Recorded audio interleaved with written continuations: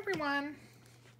What I want to do on this channel is make a series, and this is going to be the introduction to that series. I'm going to make a series and talk to you guys about sketchbooks, how to keep sketchbooks, and how to have an art practice that really appeals to you, and how to stay inspired in making art and exploring art that you love.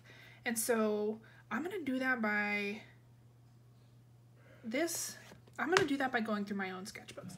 This one is from 2018. It's almost 5 years ago now. So I have at least 4 years here of really enjoying my art practice. And I'm just going to flip through these sketchbooks in this series and show you what I did, what works for me, some of the materials tests. You'll learn a lot about what you can use in your sketchbooks, and then in general what kind of projects you can do and where to get your inspiration materials. And I'm going to walk you guys through everything you need to know about developing your own taste in art. This isn't necessarily for professional. This isn't necessarily to develop art to sell. This is more to develop art that you love and learn how to make things that you find beautiful.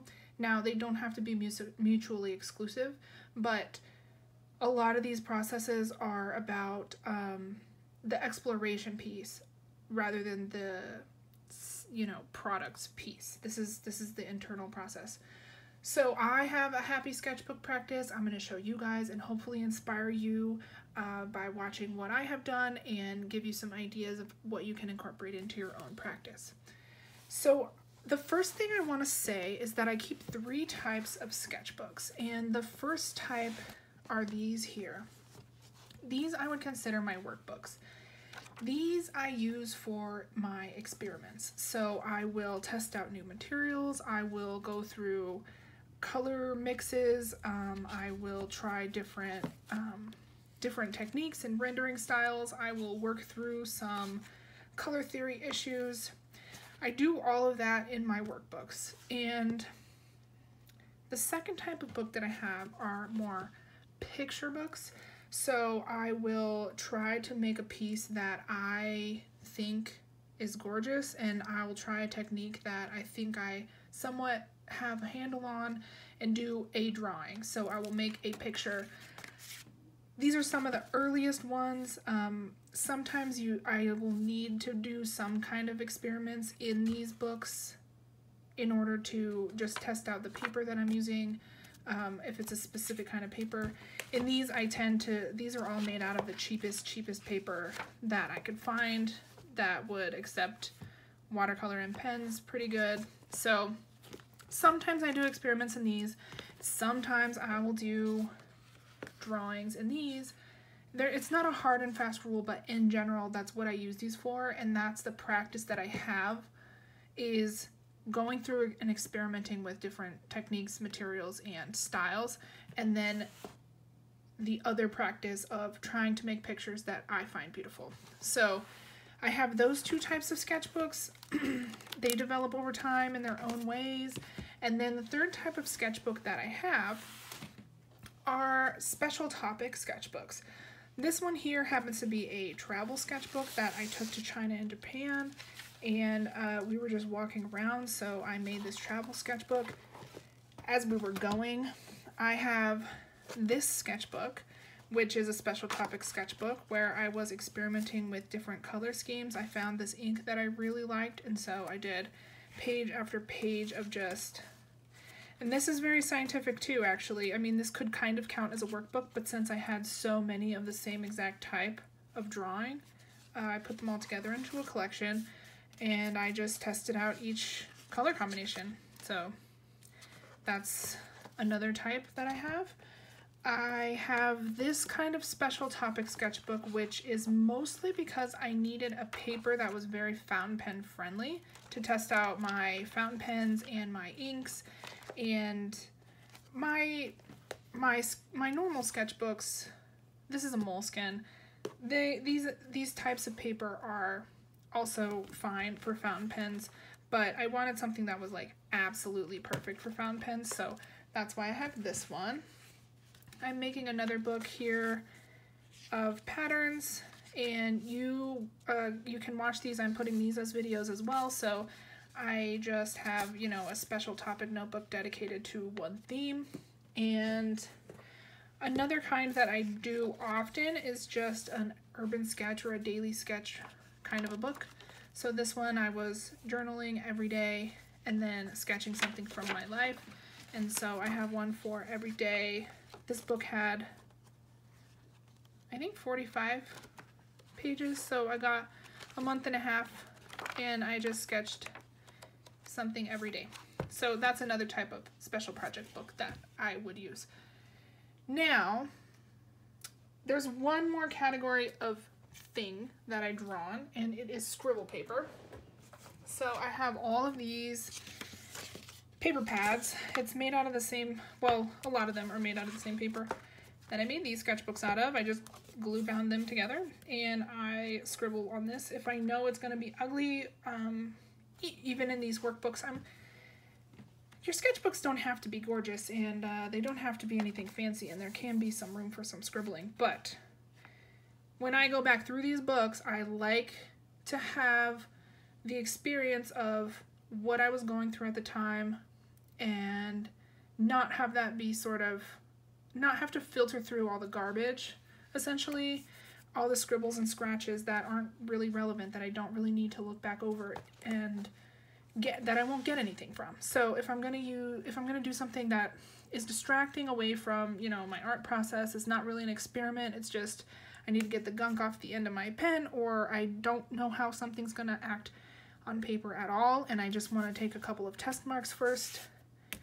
I use scribble paper for that. I don't put it in my sketchbooks. So the second thing I kind of want to go over real quick with you guys is that I make my own workbooks, and the reason why this can be very useful as a beginner is because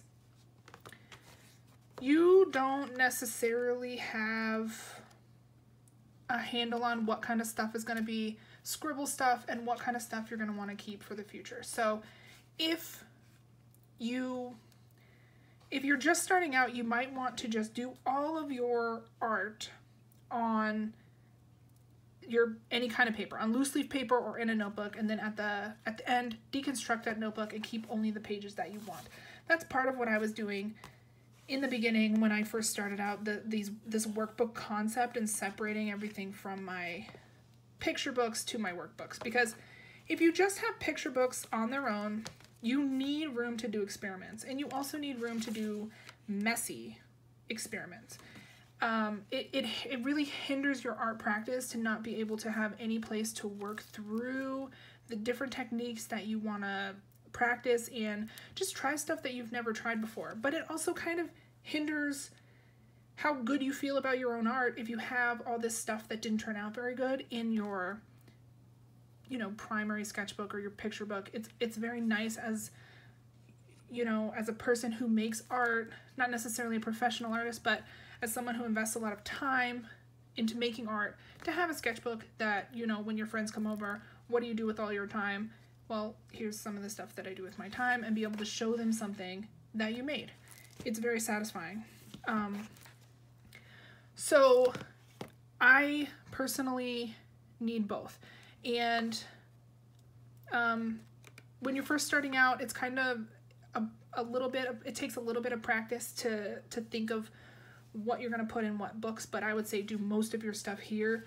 If it's stuff that you're not sure, or you're just practicing, or you're trying new things or experimenting, and I would, what I do is I put stuff here when I'm making a picture of something that I think I can, you know, fairly well execute. I'm trying my best.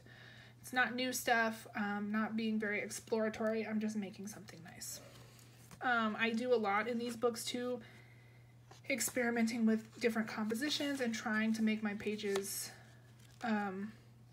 you know, how I like them. Now, sometimes they do creep in, so, you know, it happens, but it doesn't, in general, you know, take up too much of your book or ruin the effect of the overall system. So, The next thing I want to talk to you guys about is, I'll just tell you a little bit. These are moleskine sketchbooks. They are the Art Plus sketchbooks. They have thick paper. Moleskine also makes something that's called a sketchbook or a blank notebook. And it has blank pages, but they're very, very thin. They're the same kind of GSM as the regular writing paper, except they are blank. Those don't work very good for other media. These Art Plus sketchbooks, they actually do pretty good. You can get a decent watercolor wash. They don't glow. They don't do beautiful. They don't have particularly smooth washes. I lost the page where I was trying to get smooth washes. You can, but they can also tear up the paper or be kind of uneven where you don't want them to be. It's, you know, a mixed bag with this stuff, but you can use gouache on it. You can get watercolor to work out. It's smooth enough for pencil and pen.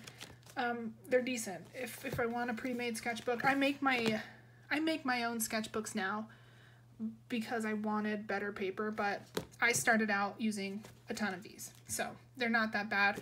This one I couldn't find again. This paper was gorgeous, but I could never find another one. It's just like a Hallmark book that I ended up getting at a thrift store and loving the paper, but I can't find them at all, so I can't tell you guys where to get that one. But you can really use any kind of paper that works for you. For me, the hardest thing to find is something smooth enough for all my pens, but that also will hold watercolor decently. And it's kind of hard to find both of those, especially in a cheap paper. I got all this paper from Walmart. This is just like, they have such a cheap thing. It's a pen and gear notebook, and it's about $2. If you live in the US, you can probably find this paper.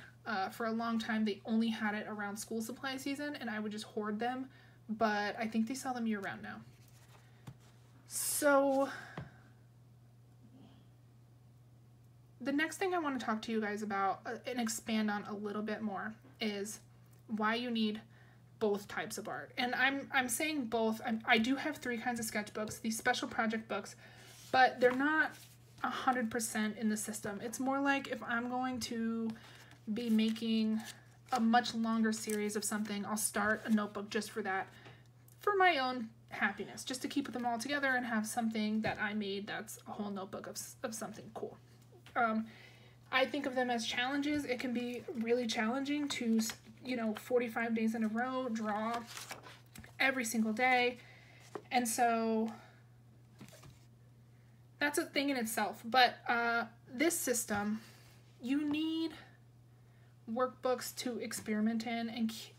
And the thing about having just all of your workbooks all lined up together at the end is just that when you go back through them, you can see everything that you were working on, everything that you cared about. You'll be able to pick up threads that maybe you forgot about, or that you went off on one tangent, and then you can come back and revisit another aspect of the same thing. You can remember what you loved at the time and what you were working on. You can also get a lot of information. I mean, sometimes you just really want to go back and see what exact shades those colors make together, and you have all the information of everything that you've learned at your fingertips in your own series of experimental books. So, and then I already kind of talked about this, but it's nice to have something to show people, but as an art practice kind of a value, it's a challenge to make the best stuff you can. And that's what these books are all about. When you're going through and experimenting, for me, I tend to overbuy products without using them. I tend to also get really scattered into just trying whatever I want to try without actually focusing that down and seeing what the best I can do with all the knowledge that I have. So these books are about that process and seeing what you want to take from everything that you've learned in your experimental books and bring it to your art style table. And so I'll be over here testing out, is this pen waterproof enough to use to put a wash over? Can I put a wash under? And then, you know, I'll be testing everything out over here.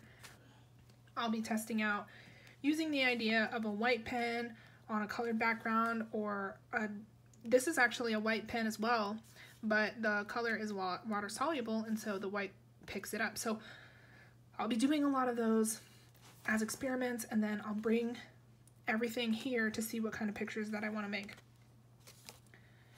And so it just helps you bring the whole process together and watch your style develop over time, watch your skill level develop over time, in a way that's still very visually appealing and that you want to return to and that you want to look at and show off. Now, this approach in general is about making art that you love and exploring art in a way that really increases your well-being. This is about doing art for enjoyment. So you can use the same system for professional projects, or, you know, schoolwork, or, you know, you can you can obviously use this for any kind of study or any kind of art goals that you have. But in my series, what I'm going to be talking about and what I've primarily done with my own art is just go from the starting point of whatever makes me the happiest and whatever I want to learn the most, or whatever I see as the biggest flaw holding me back in my own pieces from making very, very beautiful things, you know. And for me, it's just the process of finding what speaks to my heart and then developing my skills enough to be able to make it and be able to make it over and over again. So if you all are interested in hearing more about this whole process and this whole practice, then please go ahead and follow along with this series as I go through these books. I'm going to be going through them page by page and telling you all what I've been doing, how I got there, what kinds of things I was exploring, and hopefully inspiring you to be able to have an art practice that you love, whether it's casual or serious. You don't have to necessarily be a professional artist in order to have a serious art practice. I get very scientific with this. I spend a lot of time on this. It's my main sense of joy, and I don't sell any. But on the other hand, if you're a professional artist, it gets grinding, and you still would want a place to come back to